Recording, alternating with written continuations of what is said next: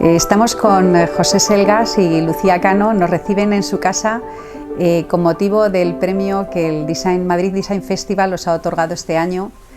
El Madrid Design Festival reconoce en vuestro trabajo una labor constante de innovación, un compromiso también con la sostenibilidad y una trayectoria que ha sido reconocida internacionalmente por la innovación de los proyectos y también por lo que suponen de abrir nuevos caminos hacia la arquitectura y hacia un futuro más sostenible para todos.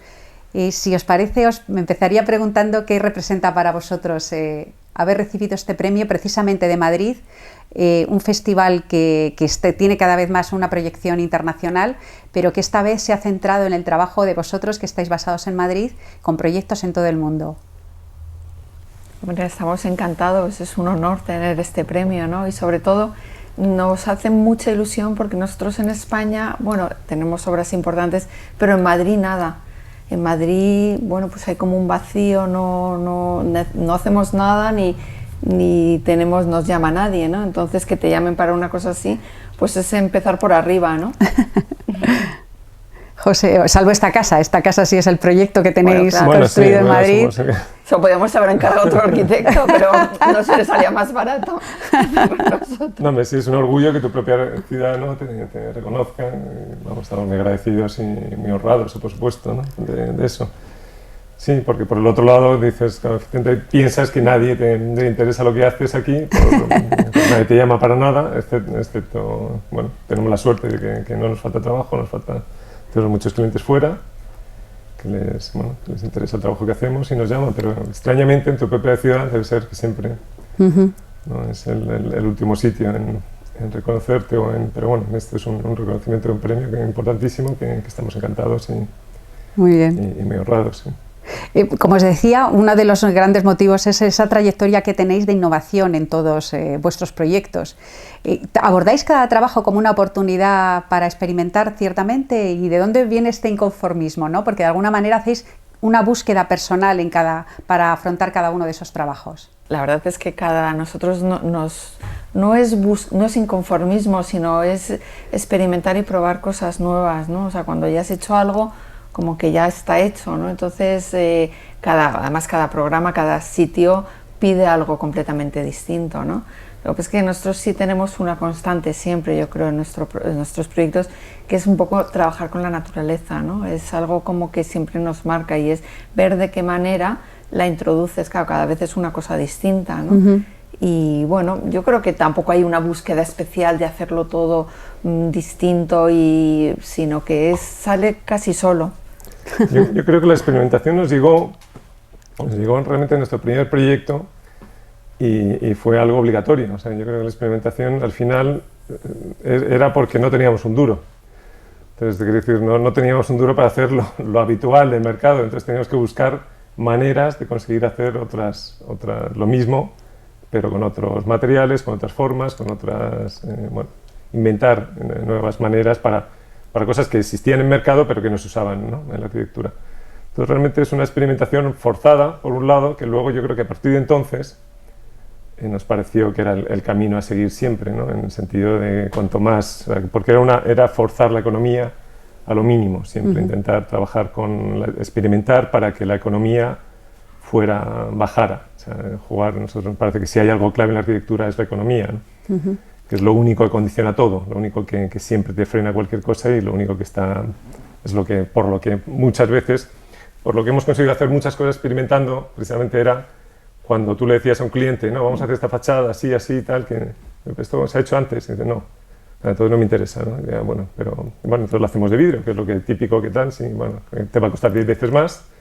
Ah, sí, a ver, ¿y esa otra que me propones qué es, no? O sea, entonces, o sea, que con la economía ha sido también un arma para convencer en muchos casos esa experimentación o llegar a... Bueno, es una experimentación relativa, ¿no?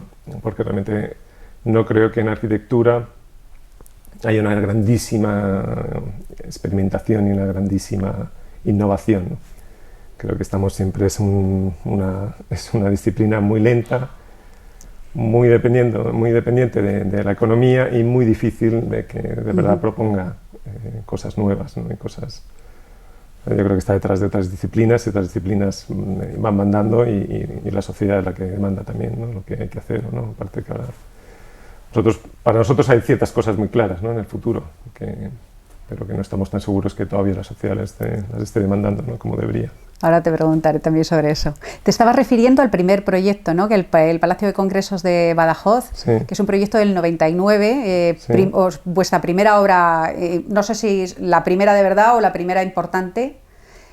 Pero en aquel proyecto ya había pues esto que tú decías que habíais llegado en la búsqueda de lo más económico, os condujo a introducir nuevas soluciones, pero ya había en ese proyecto muchas de las características que luego hemos podido encontrar a lo largo de toda vuestra trayectoria. Lo que comentabas, Lucía, de la importancia de la naturaleza y del entorno, del intervenir con un respeto hacia el contexto, esa también innovación en materiales, también la ligereza, la transparencia, son características que luego se han ido consolidando a lo largo de todas vuestras obras. Entonces me sorprende que en ese proyecto tan precoz, porque estuviera de alguna manera larvado todo ahí. Os preguntaría, ¿lo teníais ya tan claro o precisamente esos hallazgos casuales luego ha sido lo que se han ido afianzando con el tiempo?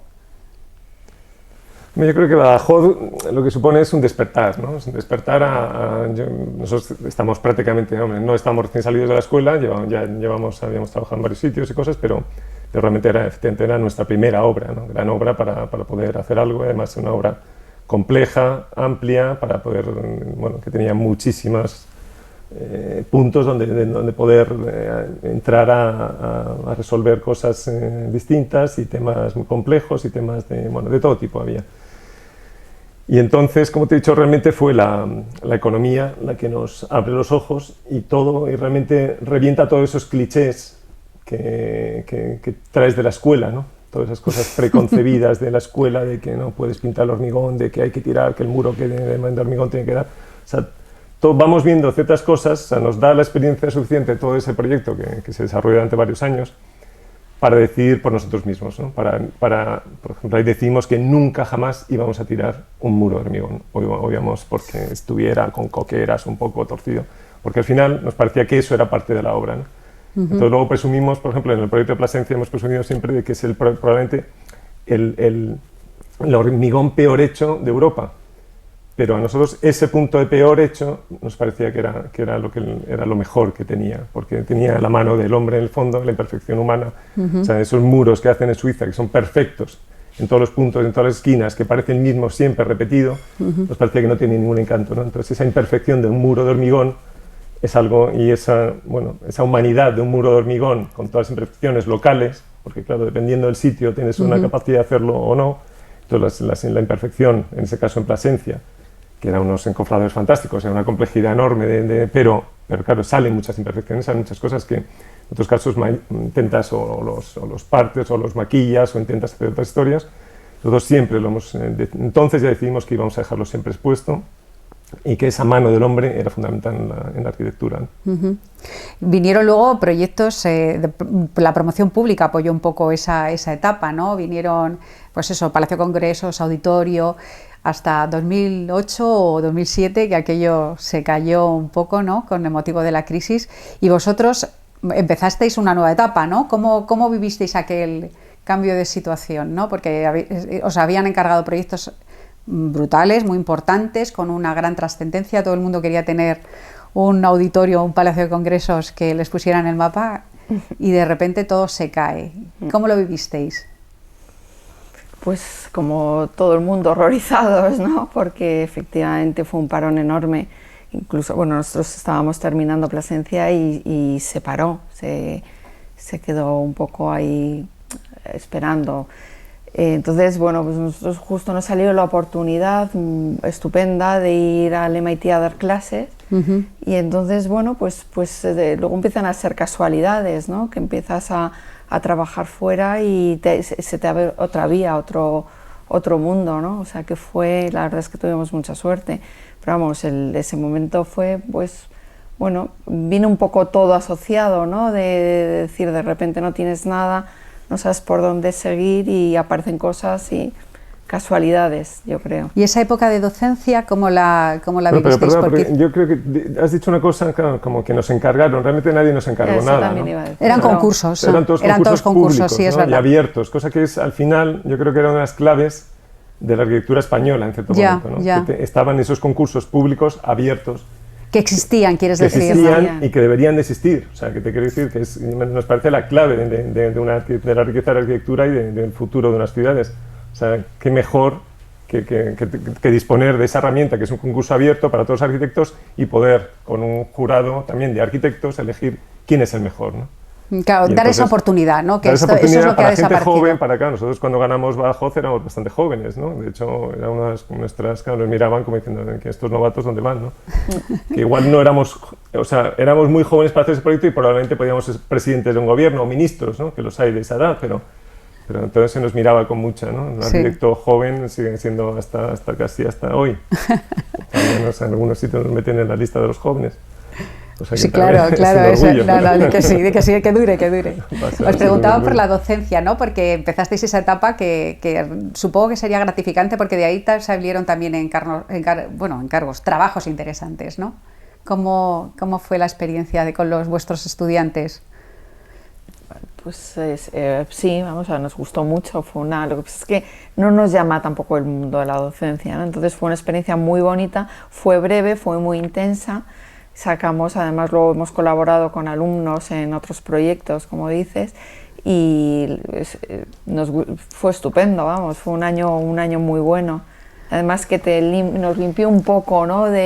Te cambia un poco el panorama y te hace ver las cosas de otra manera, ¿no? Desde otro punto de vista, claro. Yo creo que la Sí. docencia, o sea, no es que no nos interese, ¿no? O sea, yo lo que pasa es que siempre Claro, hemos no hay- decidido sí, en centrarnos no en el para estudio, todo. dedicarnos al Ya. estudio. O sea, nos parecía que no teníamos ni capacidad ni probablemente ganas de estar en ambos mundos, ¿no? Entonces, ese año se nos abre esa oportunidad, ese año el estudio está medio parado y decimos, este año lo dedicamos a docencia. Entonces, lo que hicimos fue, normalmente la gente está yendo y viniendo a Boston para dar clases, nosotros decimos trasladarnos allí y si veníamos era al estudio aquí a hacer algunas cosas de los proyectos que estaban todavía en marcha, ¿no?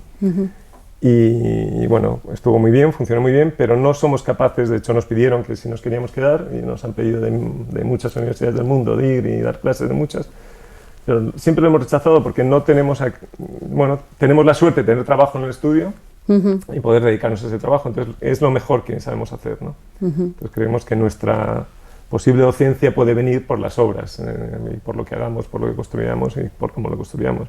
Entonces, entonces estamos centrados totalmente, estamos todos los días en cualquier rincón de cualquier proyecto, estamos encima, ¿no? Nosotros y toda la gente del estudio, o sea, estamos muy encima y nos gusta ir mucho a las obras y nos gusta Sí, un seguimiento mover cercano, ¿no? mucho. En vuestras obras, aunque hablábamos de esa innovación a la que llegáis por diferentes motivos y razones, están los grandes valores de la arquitectura tradicional, como hablábamos de ese respeto al entorno, esa integración de la naturaleza también. Sin embargo, hay mucha gente que identifica vuestro trabajo o lo aproxima a lo artístico, ¿no? En realidad, vosotros, sin una función, sabríais resolver el proyecto que tantas veces se plantea entre el arte y la arquitectura. ¿Veis ese componente artístico en vuestro trabajo o creéis que eso es lo que dicen los de fuera? Sí, decía que siempre nos han dicho un poco esa asociación entre el arte y lo que hacemos, que, bueno, entiendo que es lógico y que la gente podrá ver. Nosotros no intentamos hacer nunca arte. O algo similar al arte, intentamos hacer arquitectura. Entonces intentamos que todo tenga un motivo muy claro, un programa muy claro y un porqué muy claro, o sea, venga por algo, nunca viene asociada. Las formas realmente nos dan igual, ¿no? Lo que pasa es que, claro, puede ser que al final lo que tampoco ponemos límites, ¿no? a resolver situaciones de arquitecto o situaciones de arquitectura. Entonces, igual esa apertura es lo que nos da también una cierta frescura y una cierta libertad y al final la imagen de lo que ofrecemos, la gente lo asocia por ser algo que no han visto tanto en el mundo más, más pautado de la arquitectura y más clásico, al no verlo ahí, lo asocian más al mundo del arte, pero no creemos que sea arte ni intentamos que sea arte, intentamos que sea arquitectura y punto, ¿no? Y intentamos que obedezca a cosas muy claras, a una economía muy clara, a unos conceptos muy claros y a unos preceptos, que es lo que te decía, ¿no, Lucía, cuando hablaba del sin programa museo. no se puede trabajar, ¿no? Sin programa es imposible trabajar, es lo que decía antes, que tenemos un proyecto que es un museo, el Museo del Caballo, que es, bueno, una cosa como muy abstracta, porque no quieren un museo realmente de un caballo, quieren mezclarlo con arte, no sé, el programa realmente nos piden que lo hagamos nosotros y es muy difícil, o sea, es que no sabes ni qué meter, ni al final haces espacios que bueno, que luego tendrán su contenido, ¿no? Pero además como está en medio del campo, pues es muy difícil tener como unas pautas donde apoyarse o por dónde empezar, ¿no? Es fundamental tener un presupuesto, un programa, algo donde, porque si no te puedes ir y no acabar nunca, ¿no? Y no acertar con la solución, ¿no? Sí, este es un cliente que tenemos en China, que la verdad es que es un cliente espléndido, y que el problema que tiene es que considera el trabajo que hacemos arte. Entonces quiere proyecto. Cuando hablan museo, hablan que la arquitectura que tú estés haciendo ya es una pieza de arte, ¿no? Y claro, nosotros no lo consideramos como tal, pero entonces tenemos que inventarnos maneras y soluciones para dar realidad a eso, ¿no? A lo que están pidiendo, y les tenemos que apretar más, y esta sala. Y bueno, poco a poco, ¿no? Sí va confluyendo, sí llega un momento que es pura arquitectura, no tiene más que... Y tiene al final su estructura y tiene tienes que responder a una serie de temas, ¿no? Como cualquier edificio. Desde el principio de vuestro trabajo también, cuando nadie hablaba de sostenibilidad ni de preocupación por el tema, vosotros ya estabais ejerciéndola, ¿no? Apostando por la ligereza de los edificios, por ejemplo, y en alguna ocasión habréis llegado a decir que cuanta menos arquitectura, mejor. ¿A qué referís con esto? Bueno, nos referimos a que cuanta menos arquitectura... Yo creemos que estamos en un planeta y un momento que es que cuanto menos se construya, mejor, eso sin ninguna duda, ¿no?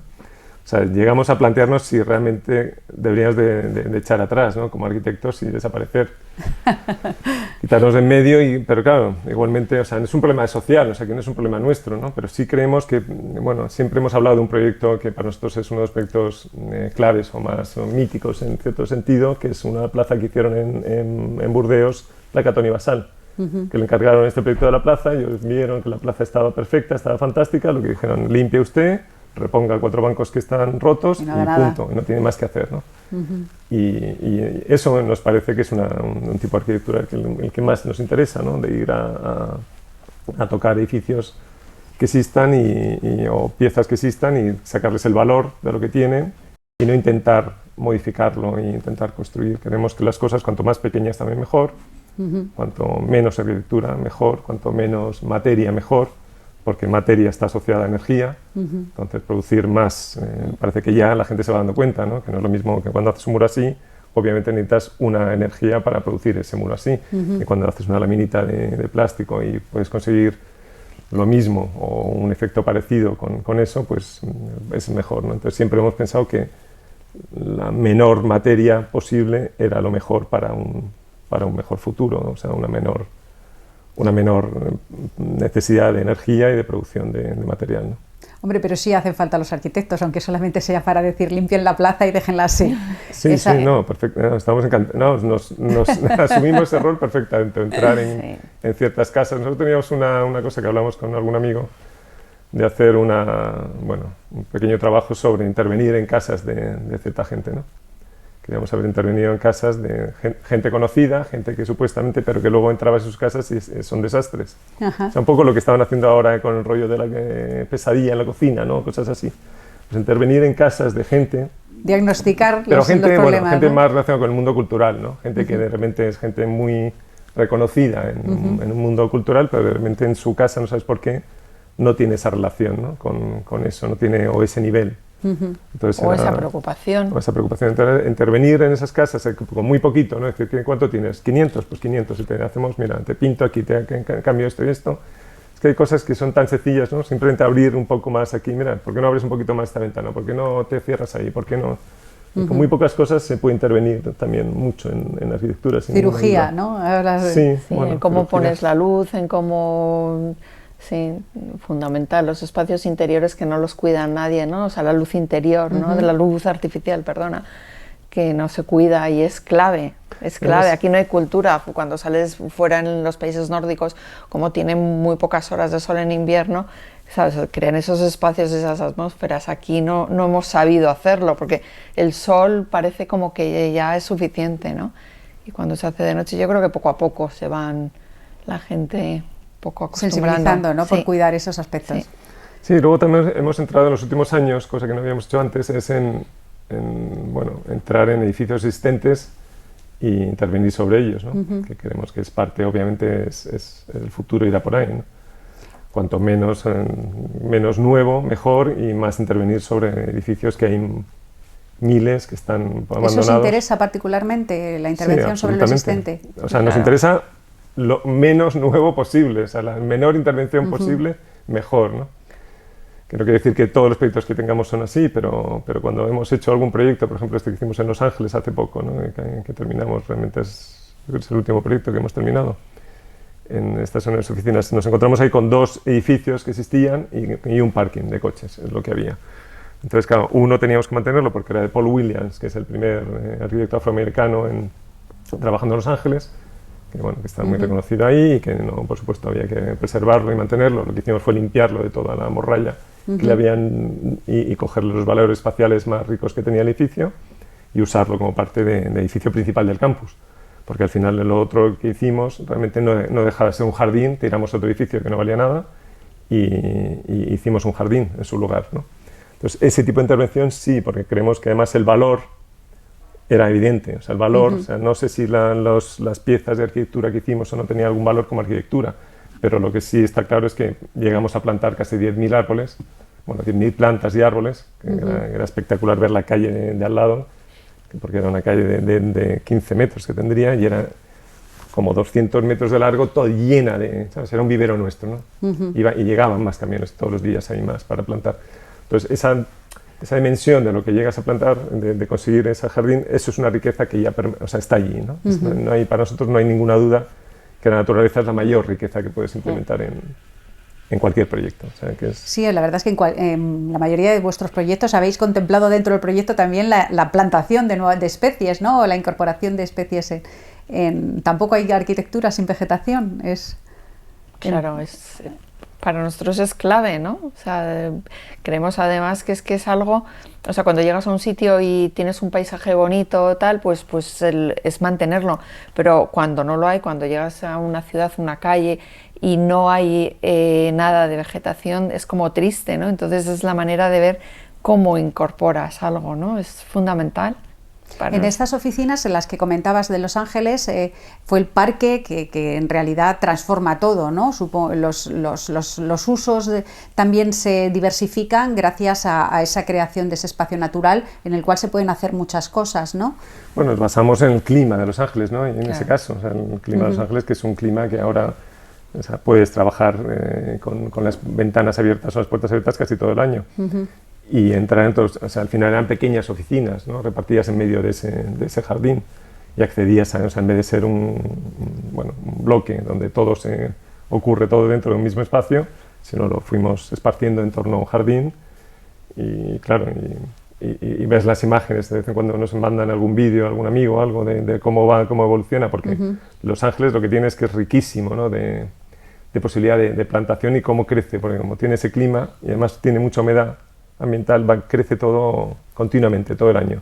Entonces todo el año hay flores, todo el año tienes muy diversa y muy rica en eso.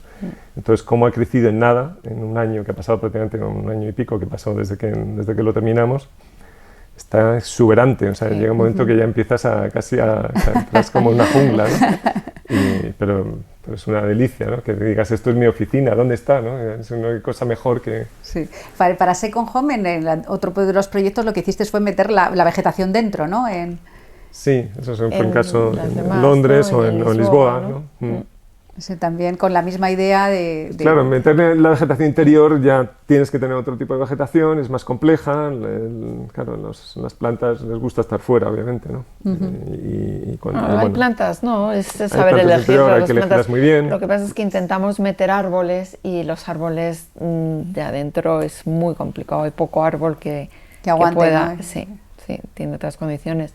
pero bueno, siempre hay plantas, o sea, es saber asesorarse bien y elegir, porque se pueden usar siempre en cualquier lugar, ¿no? Las plantas. Y luego cuidarlas, ¿no? Porque el problema es esto. Lo habéis tenido en alguna ocasión también, ¿no? Lo del mantenimiento posterior. Siempre, siempre es clave, o sea que claro, por supuesto tienes que tener un jardín, alguien que esté pendiente. Que les eche, aunque sea que les eche un poquito de agua, que ya muchas veces hasta eso es difícil, sí. Y además de esta literalidad en la naturaleza, también trabajáis con ella como inspiración, ¿no? Un poco de vuestras formas, también en vuestros proyectos hay mucho de orgánico, ¿no? ¿Estáis de acuerdo con esto? Yo recuerdo ese paisaje de policarbonato de la instalación de la Fundación Martel, por ejemplo, que parecen las olas del mar, no sé. Sí. Sí, es todo, bueno, eso son pequeñas experimentaciones. Sí, claro, luego está el mundo de los pabellones, ¿no? Te encargan, que ahora justo ayer teníamos un correo de Bruselas, también para hacer otra cosa allí. Que bueno, sí, ya te haces uno y parece que eres especialista en pabellones y ya te van encargando de repente otro. No, pero sí lo sois, ¿eh? Porque os han salido de vuestro estudio, han salido pabellones de los más interesantes que hemos visto en las últimas décadas. Bueno, pero ahí sí que, ¿ves? Ahí sí que hay un punto muy abierto, ¿no? De experimentación, porque tienes todas las posibilidades, ya tienes menos condicionantes. Relativamente. Son cosas temporales, entonces pues... Se arriesgan menos, ¿no? Claro, además es lo que buscan, ¿no? La gente que quiere hacer un pabellón quiere hacer algo que tenga un poco de interés de experimentación, ¿no? O de algo distinto, ¿no? Y entonces, pues bueno, ahí tienes más libertad. Aunque es difícil, porque por ejemplo en el de Brujas, que también no teníamos programa, nos decían muchas cosas y entonces al final no sabes muy bien ya ni la dimensión que tiene que tener, ni el uso, y bueno, pues empiezas a tirar y bueno, pero Brujas efectivamente hasta que no te dicen... Claro, porque te decían, no, donde queráis de la ciudad, lo que queráis, un pabellón ¿para qué? Era muy abierto. Sí, pues un sitio para social, Y hasta que un día nos dijeron, no, mira, va a ser en este canal y va a ser una piscina, para que la gente, pero además queremos que esté cubierto una zona. Claro, porque había algunas condicionantes, sí que había algunas cosas que no se podían hacer, ¿no? Eso también nos decían que tenía que ser eso, plataforma para la piscina. Sí, pero además no tenía que generar mucha gente porque ese barrio era tranquilo y tampoco querían que hubiera mucho jaleo, ¿no? O sea, que había condiciones. Pero sí, efectivamente al principio era muy libre, parecía que podías hacer lo que quisieras y luego al final tenía muchísimas restricciones, como por ejemplo en el de la Serpentine, que también era un pabellón en un parque que dices, bueno, fenomenal, pero luego es que era el parque real y entonces tenía una regulación brutal en todos los sentidos, ¿no? Entonces nos costó mucho hacer cosas que queríamos porque y vas cambiando y lo vas modificando y luego al final todos esos cambios que haces van a mejor porque le das más vueltas a las cosas, ¿no? O sea ese proyecto realmente fue un punto de inflexión, ¿no? Porque realmente habéis sido el primer estudio español en hacer una intervención en esa galería, un pabellón que era casi una antiarquitectura, dicen algunos, ¿no? Porque era casi como una atracción infantil, una experiencia más de la arquitectura en el sentido de la luz, del color, de la propia estructura, más allá, pero no se puede definir como un edificio, ¿no? Entre comillas, un proyecto que fue considerado atrevido, arriesgado, muy publicado, pero también fue muy criticado por otros sectores, ¿no? ¿Creéis que esta innovación o esta experimentación conlleva siempre cierta incomprensión? ¿Esto forma parte de esta experiencia o cómo vivisteis aquello también? Sí, ¿no? Obviamente sí y al revés, ¿no? Cuando te dan premios, ¿no? Como decía Woody Allen, ¿no? Cuando te dan el Oscar empieza a preocuparte, ¿no? Porque no debe estar muy bien la película que has hecho. Entonces, cuanto más, yo creo que esa crítica, cuanto bueno es, a nosotros nos gustó mucho que hubiera mucha gente que no alabaran como obra maestra o algo así, esas tonterías que se pueden llegar a decir. Y nos gustaba que dijeran que es esto, que marranada y que cosas, que amasijo de plásticos. Bueno, no deja de ser, por supuesto, claro, para nosotros fue una experimentación, jugar con... Es siempre... un pabellón, a la diferencia con un edificio, puedes experimentar y puedes jugar hasta cierto punto. el pabellón tienes una libertad que sabes que va a durar un tiempo y que no hay nadie, o sea, que puedes emplearlo como campo de experimentación para otros proyectos que estás haciendo, ¿no? Y de eso nos sirvió. Nos sirvió mucho porque estábamos haciendo muchas cosas con plásticos pensados, y con textiles, y con ETF en este caso, porque al final solo pudimos usar ETF por un tema de fuego, porque tenía que ser, tenía que cumplir una normativa antifuego bastante importante, que el ETF es el único que lo cumple, y entonces fue todo en base a ese material, ¿no? A ver cómo le retorcías, cómo le metías capas, cómo le metías, cómo le ibas haciendo, qué efectos creaban, ¿no? Con la luz, con sombras, bueno, es jugar con un material, y fue eso, un juego, sin más de eso, no pretendimos más allá que poder experimentar un poco con esos materiales y ya está, y crear y por supuesto que fuera una pequeña experiencia para todo el que pudiera entrar, ¿no? Con distintos recorridos, distintas entradas, distintos efectos, dependiendo del día, dependiendo de las horas. O sea, era un pabellón cambiante. Un material que era de la industria, donde lo encontraste, será impreso en color, ¿no? Luego la industria, claro, la industria es limitada en muchas cosas, ¿no? Entonces ahí teníamos que, cuando querías de repente un color no lo había porque la cantidad que exigía no tal, entonces tuvimos algunos, en ese caso tuvimos que pintar algunos, era pintado, luego el color era un desastre, pintado, luego cuando, por ejemplo, cuando hemos repuesto en Los Ángeles, ahí se han cambiado muchos porque es absurdo, ¿no? Porque al final claro, era un pabellón desmontable teóricamente y llevado a otra cosa, pero al final la realidad es que desmontar las cosas propiamente y embalarlas propiamente y hacerlo bien es más caro que traerlo nuevo, ¿no? Entonces ahí repusieron muchas piezas, muchas telas y ya pudimos hacerlas completamente con el color que quisimos. De hecho, el color es más vivo y más rico en Los Ángeles aunque es en la misma estructura, lo que también ya aprovecha y dice, bueno, si lo tengo que repetir, pero ahora estoy en Los Ángeles, el clima es completamente distinto, la necesidad en Los Ángeles era más quitarte siempre el sol todo lo posible. En Londres lo que nos pidieron es que fuera nos decía Julia, ¿no? Por primera vez me gustaría tener un pabellón en el que no entrara agua, decía. y bueno, lo intentamos, lo que pasa es que cuando no entraba agua era un desastre porque lo que hacía era un calor tremendo dentro, entonces tenían que abrir y entonces sí entraba agua. Porque coincidía que era la época de verano, ¿no? Es que justo coincidió ese verano de Londres, que de repente salen 2 semanas ahí que hace un calor endemoniado y lo que querían, pensaban que iba a estar lloviendo como siempre, pues nada, entonces al final hubo que corregir algunas cosas, pero bueno, No, pero eso, menuda experiencia, ¿no? Son todas unas experiencias impresionantes. Yo, por ejemplo, las mayores experiencias, vamos, en de Los Ángeles, plantando 10.000 árboles. Porque es que al final nuestro problema, o no sé si es, en fin, yo me acuerdo una vez con un amigo, también arquitecto, que haciendo cosas de esta decía, ¿tú ves a Gehry y a Foster haciendo esto que hacemos nosotros? Porque nosotros, claro, en Los Ángeles... Acabas plantando, pero físicamente, o sea, cargamos plantas dices, de aquí esta allí, planta tiene que estar aquí, entonces como ves que pues ya te pones, ya te involucras tanto que claro, sí, acabas haciendo cosas que dices, pero bueno, ¿qué estoy haciendo? Sí, a veces en vuestro trabajo da la impresión de que hacéis una dedicación casi artesana a según qué cosas, totalmente, ¿no? Luego, ¿cómo consigues que eso sea sostenible económicamente? Porque claro, si te involucras así, es que... ahí está, yo creo que el valor de lo que hacemos, si tiene alguno, un poquito distinto de otros, es esa, ¿no? Esa es tu implicación total.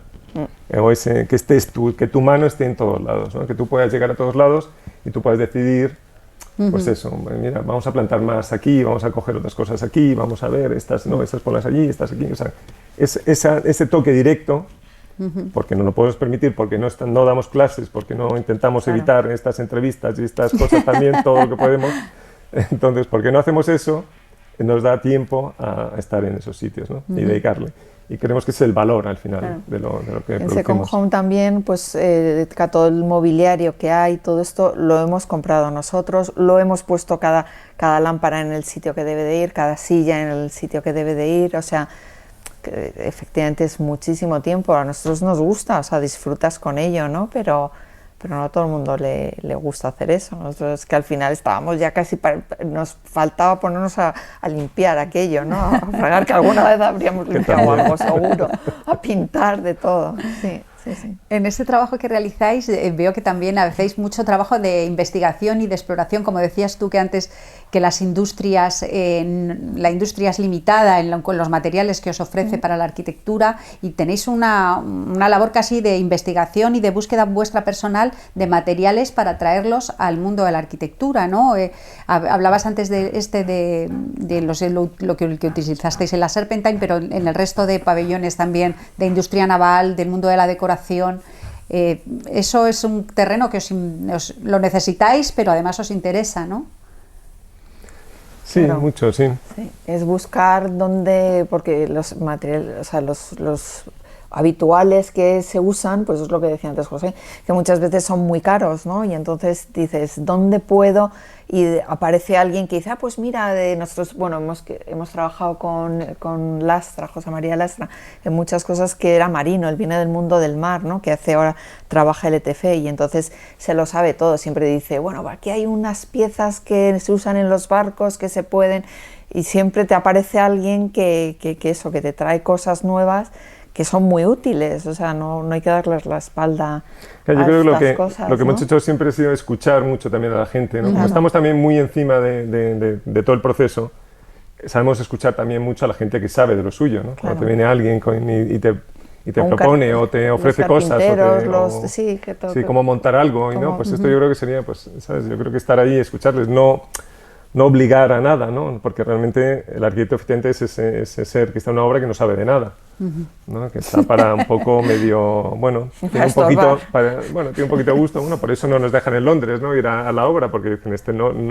único que viene aquí es a jorobar y estorbar, ¿no? Que los arquitectos no pueden entrar a Londres, no nos dejan entrar. y no son esenciales, ¿no? Ahora durante esta época de no se cuarentena. no se considera personas esenciales dentro de una obra, ¿no? Y probablemente tengan razón. Bueno, nos vale porque hemos aprendido a trabajar todo a base de distancia. Por supuesto, tiene que tener todo tu visto bueno. Entonces, claro, te lleva todo a detallar, antes de que empiecen a producir cualquier cosa, está todo detallado. Bueno, es el mundo anglosajón, ¿no? Tiene otra forma de trabajar. Tienen que tener definido cualquier tornillo que van a poner en cualquier punto ya antes de empezar a montarlo. Y bueno, te preguntan y hay o sea, es lo mismo en el fondo, pero a través de Zoom, ¿no?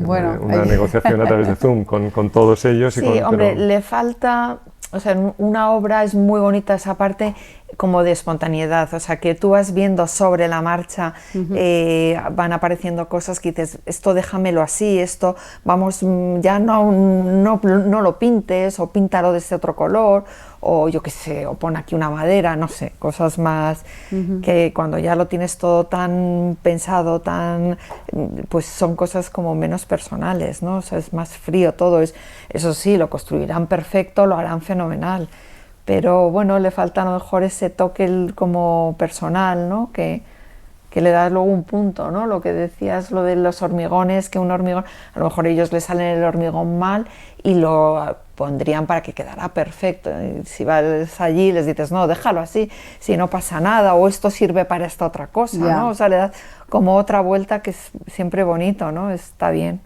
sí, yo creo, ¿no? Ahora, por ejemplo, estamos trabajando también de otra forma, o sea, estamos pasando del mundo anglosajón, ¿no? De que está todo muy definido, de reuniones, hasta que se decide todo, hay 50 personas en cada, que es un poco absurdo, ¿no? Y aburrido, porque a veces ves 50 tíos hablando de una cosa para que luego 5 lo estén construyendo, ¿no? Y no tiene mucho sentido toda esa burocracia en donde nos hemos convertido. Pero creo que hay nos gusta mucho otro proceso en el que estamos ahora también, que es el muy de pueblo, ¿no? Que estamos construyendo, por ejemplo, la Vera, un par de cosas, y trabajar con la gente de ahí, que ya llevamos unos años también trabajando con constructor local, que es lo contrario, que es el plano, tú le llevas un plano y hacen la vuelta del plano y dices, sí, bueno, pero ¿hasta dónde lo quieres? ¿No? Pues, ¿hasta dónde lo quieres? Y además no quieren que le cuentes todo, dicen, no, ahora estamos con esto, ya me dirás luego de cómo lo cerramos. Sí. Con lo cual es perfecto, porque tú también poco a poco vas decidiendo cosas, vas cambiando cosas y vas modificando muchas cosas dependiendo, ¿no? Sí. del lugar, de las situaciones con las que te encuentras, aparte de lo que pueden hacer o no. Obviamente hay cosas o sea, estamos en el mundo opuesto, ¿no? O sea, ciertas cosas muy tecnológicas ahí no se pueden hacer en absoluto, pero todavía ciertas cosas artesanas de piedras y de materiales que no te los puedes ni imaginar en otros sitios, y lo rápido y bien que hacen esta gente esas cosas todavía, ¿no? Entonces tiene algo también, bueno, como proyectos vivos, ¿no? Sin duda. O sí, sea, para mí es se... mucho más interesante porque al final es, claro, una cosa que va creciendo, o sea, en un equipo que va trabajando junto y cada uno juntos y van aportando, ¿no? Entonces llega el carpintero y te cuenta una solución que dices, pues que no se me hubiera ocurrido hacer esto y es maravillosa, ¿no? Entonces me parece que es una pena el perder la artesanía, ¿no? O sea, o el artesano, el que sabe trabajar la madera, la piedra, todo esto, que luego, claro, vas aquí a los edificios que los hacen perfectos, todos en fábrica, y les falta como el alma, ¿no? En los otros tienes, pues es mucho más rico, sin duda. Claro, pero tenerlo tan abierto, luego qué difícil, controlar costes, ¿no? Eso es muy complicado, ¿no? Tienes que tener un cliente un poco abierto bueno, es no que sé, es... Bueno, es que ellos, lo bueno de esta gente también... Ellos se controlan a sí mismos, ¿sabes? Es o sea, verdad, ellos te dicen, no, esto va a salir muy caro. Es que no te voy a dar tanto aislante porque es que eso es muy caro, aquí no damos más de 4. Hombre, son obras de otro volumen, ¿no? Mucho más pequeñas, entonces se pueden permitir estas cosas, ¿no? Pero es más interesante, o sea, porque es muy difícil decir cómo quieres que quede una cosa hasta el final. Dices, a lo mejor pues pongo aquí un hueco, pero luego sobre la marcha dices, pues que este hueco que ya lo van a poner ahí queda fatal, hubiera quedado mejor de esta otra manera. Que en estas obras sí lo ves y lo vas cambiando, de repente apareces una vista maravillosa hacia un punto y dices, déjame aquí una ventana o yo qué sé, ¿no? Solucionas las cosas, es más interesante, sin duda, vamos. Pero no se puede en todas las obras, claro, obviamente. Hombre, eso sí que, esta recuperación del trabajo artesano sí que puede ser, o necesitamos que sea un valor de futuro de la arquitectura que venga, ¿no? Sin duda, sin duda. Sí, pero yo creo que puedes hacer, o sea, lo que nosotros hemos intentado hacer también es ese valor de artesano con piezas muy industriales también, ¿no? O sea, siempre, por ejemplo, el auditorio de Cartagena, decidimos hacerlo todo entero con piezas que son piezas del tamaño de una mano, siempre, ¿no? Que es como ha sido un ladrillo siempre, para cogerlo. Estas eran piezas también que solo se podían instalar una por una y a mano, ¿no? Con una pieza. Entonces, al final viniendo todas de extrusión, siendo piezas industriales todas, y todas fabricadas en una fábrica, ¿no? Y viniendo ya perfectas. Al final creaba una imperfección la instalación del hombre porque eran por la escala que tenían, ¿no? Por ser piezas pequeñas instaladas a mano, como puede ser un muro de ladrillo, etcétera, lo mismo, ¿no? O sea, que siendo piezas muy, muy semejantes y todas muy iguales, al final, además, claro, nosotros siempre insistimos sobre la instalación que no buscar la imperfección, digamos, ¿no? Bueno. Y de valores de la nueva arquitectura, vosotros habéis ejercido en esa línea de ligereza de vuestras construcciones, también la movilidad, que fueran estructuras flexibles, transportables. Comentabas antes el reto que es que te lo lleven bien y tal. Habéis hecho bastantes proyectos que se han podido ser implantados en otros sitios. Por ejemplo, recuerdo el pabellón del Museo Louisiana de Copenhague, ¿no? Que se transformó en una escuela en Nairobi. Comentarnos un poco esa experiencia que realmente enfrenta la arquitectura a una respuesta a la demanda social, a los problemas, y si es esa posibilidad de movimiento, esa transportabilidad, entre comillas, de la arquitectura, una solución que necesitaremos en el futuro. Lo de Louisiana fue que habíamos hecho un pabellón en Turkana. Bueno, un centro de vacunación, sí. Tenía su uso, no era un pabellón, claro. Y entonces ellos querían hacer una exposición sobre la construcción en África, ¿no? O sea, las cosas nuevas que se habían hecho allí, ¿no? Y nos proponían el reproducir esa pieza o una parte, porque claro, era grande, ¿no? Entonces nos parecía que el hacer algo que además está fuera totalmente de contexto, o sea, eso era así por las condiciones, por trabajar climáticamente, por la ventilación, por la sombra, todo. Allí no iba a tener sentido, ¿no? Y entonces habíamos estado hablando nos habían propuesto el trabajar allí en Kibera, en hacer porque es el slam más grande de Nairobi, ¿no? Es una zona súper deprimida. Y entonces había una escuela y el hacer algo en esas escuelas, ¿no? y se nos, pues, de repente como que se juntaron cosas ahí que dijimos, bueno, pues puede ser muy interesante el hacer una pieza que va a ir luego, o sea, que realmente es para África, y les pareció, el museo les interesó mucho y hicimos esa pieza. Claro, y siempre intentas hacer con materiales, claro, lo que tú dices, ¿no? De la ligereza, cosas que luego puedas empaquetar y mandar, que luego es más difícil de lo que parece, ¿no? Porque el transporte luego es muy caro, ¿no? Pero bueno, solo tiene sentido, yo creo que solo tiene sentido ese tema como en algo así, como en este caso, ¿no? Que conseguimos que un museo en Dinamarca pagara una escuela en Kibera, en el centro de Nairobi. O sea, lo que realmente nos parecía, lo otro nos parecía un desperdicio material, que es otra cosa que también siempre nos ha preocupado mucho, ¿no? Que ocurre con bueno, el reusar materiales, o qué ocurre con dónde va los pabellones que hemos creado, qué ocurre con ellos, qué doble vida puedan tener, ¿no? Dónde van, bueno, todo eso, ¿no? Y entonces en este caso lo que le propusimos es decir, no, vale, tú quieres crear ahí un pabellón, yo te hago un pabellón, llámale pabellón, pero esto realmente va a ser una escuela, lo vamos a diseñar como tal para este sitio en concreto, que tenía su solar en África, en Nairobi. Y lo que pasa es que lo construimos, pero lo pagaron ellos, el museo, y luego conseguimos que pagaran otra gente, bueno, ellos pagaban también el desmontaje, porque lo tenían que desmontar igualmente, nos hicieron el favor de metérnoslo más o menos bien en cajas, y eso pagaron otra gente en llevarlo al sitio. Luego ya nos encargamos nosotros de liarlo para que se montara la escuela, ¿no? Pero bueno, era un motivo de poder conseguir unos materiales gratis que de otra forma se iban a desechar y se iban a tirar, claro.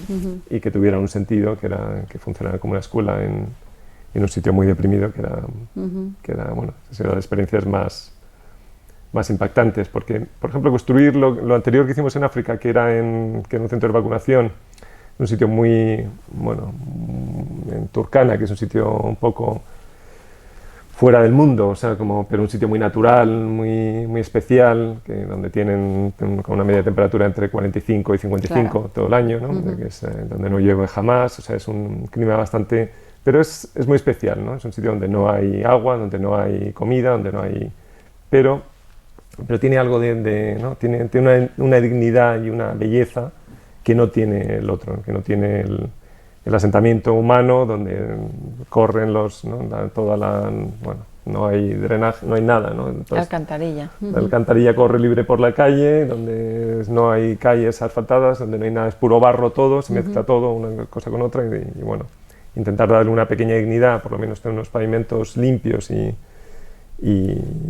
una protección. Nairobi llueve muchísimo durante el año, entonces era también conseguir que ese patio donde jugaban los niños, que el día que llovía jugaban igualmente ahí, entonces darle simplemente también cubrirlo, o sea, era como unos elementos muy sencillos, darle una pequeña dignidad a una zona muy degradada, que en este caso Kibera. ¿Y os interesan en este sentido de transportabilidad o facilidad de construcción las soluciones prefabricadas? ¿Las implementáis en vuestros proyectos? Todavía no, la verdad es que es muy interesante. Sí, el prefabricado, por ejemplo, en todo lo de Londres que estamos haciendo ahora es todo prefabricado. O sea, todo, porque además, bueno, el proceso, como lo tenemos que decir antes, va prefabricado. Lo hemos propuesto en muchas otras cosas, en muchos otros momentos, y no...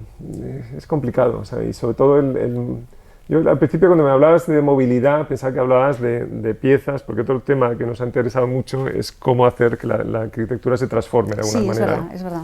Que transforme con algún pequeño movimiento, y probablemente ha sido lo más complejo de todo lo que hemos hecho siempre, ¿no?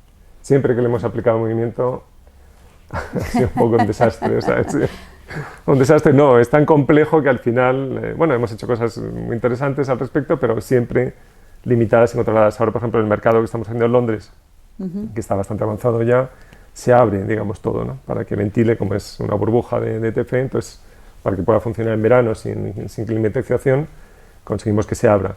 Pues claro, como siempre ha sido la parte más compleja de todo, ¿no? O sea, necesitas siempre un cliente que crea mucho en eso, y luego unos técnicos muy buenos que sepan cómo jugar.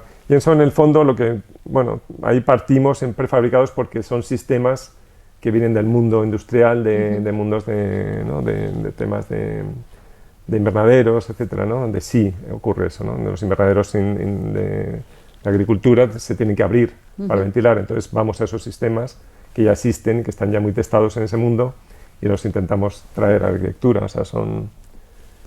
Bueno, es el único... Pero vamos, en arquitectura aplicar movimiento, o también transportar las cosas, el deshacer un pabellón y llevarlo a otro lado, yo creo que es bastante real. O sea, no tiene ningún sentido. Por ejemplo, hicimos yo creo que es más para piezas pequeñas, ¿no? O módulos que se vayan ensamblando, ¿no? Pero piezas grandes, no, para viviendas, hoy en día es viviendas pequeñas, yo creo que funciona muy bien. Y es muy interesante, es un campo que se ha abierto hoy muy bueno. Sí, por ejemplo, el pabellón de Dubái, del pabellón de España, que hicimos un concurso restringido entre 5 estudios, pedían que fuera desmontable luego y transportable aquí a lo que sea. Bueno, nosotros ya sabíamos de la complejidad que es eso. Sabemos que eso es bastante real, en el fondo, transportar las cosas, porque es carísimo, porque luego tienes que, en el fondo, tienes que desmontarlo de determinada manera, no puedes arrasarlo y no puedes llevarlo a un sitio donde lo reciclen o algo así, sino que lo tienes que meter otra vez en cajitas. Lo cual encarece muchísimo, y luego tienes que transportarlo y volverlo a empezar de cero todo, ¿no? Entonces, en el fondo, esos movimientos son un poco absurdos. O sea, que cuando por ejemplo, se ponía, ¿no? Porque dices, con las expos sigue teniendo sentido gastarse ese dineral y construir esas piezas que van a durar meses para luego tirarlas. Sí. Y, claro, intentar darle esa segunda vida, pero lo que no tiene sentido es intentar desmontarlo para... Yo creo que sería más... Creo que el futuro de las expos va más porque decidas una zona de la ciudad y esa zona de la ciudad que se reconvierta luego en algo, ¿no? Con eso. Con eso mismo, pero no intentar desmontarlo y llevártelo, porque no tiene ningún sentido. Hablabas del proyecto del Mercado de Londres, del sistema de esa ventilación, inspirándote o pensando en cómo funcionan los invernaderos, o en el de Second Home habéis utilizado la vegetación para aislamiento acústico, también para acondicionamiento térmico. Hay que mirar a la tradición para innovar y para aplicar soluciones innovadoras a los proyectos ahora. Bueno, la tradición, yo creo que lo que queda, ¿no? Hay que aplicar el sentido común que se ha tenido siempre, ¿no? Claro. Y ya está. O sea, que yo creo que la naturaleza es clave, ¿no? Y en este momento que estamos invadiéndole, ¿no? Mucho el terreno a la naturaleza, es el momento de devolvérselo sí o sí. O sea, que la arquitectura, creemos que la única posibilidad futura de la arquitectura, de hecho casi todos los proyectos que estamos haciendo ahora van mucho por ese camino, ¿no? O sea, de que dar casi más en la zona donde estemos interviniendo, que parezca más naturaleza que arquitectura siempre, ¿no? Muy bien, pues con esta, si os parece, con esta evocación de la importancia de recuperar la naturaleza, que ahora parece que nos hemos puesto las personas en nuestro propio sitio después de esta situación de crisis sanitaria que hemos vivido, pues si os parece concluimos esta conversación y os damos las gracias por habernos recibido en vuestra casa y haber compartido con nosotros vuestra experiencia de trabajo. Muchas gracias. Encantados. Muchas gracias a vosotros.